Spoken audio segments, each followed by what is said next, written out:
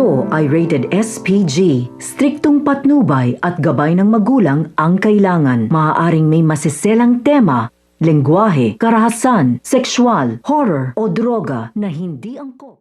Welcome back mga kapisod. Sa itong mga dapat natin abangan dito nga nang sa abot kamay na pangarap. Kung saan itong si Dax ay sinabihan nga itong si Zoe na parang araw nahuhulog na loob nga nito sa kanya.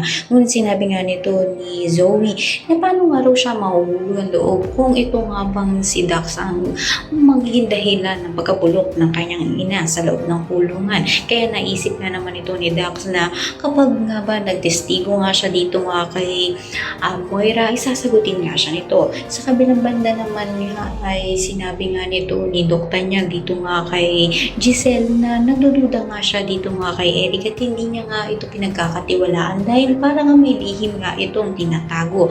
At dito pinuntahan ito ni Eric itong si Moira upang magsanib pwersa nga sila upang pabagsakin nga ang mga tanyag at mapunta nga sa kanilang lahat ang yaman ng mga ito.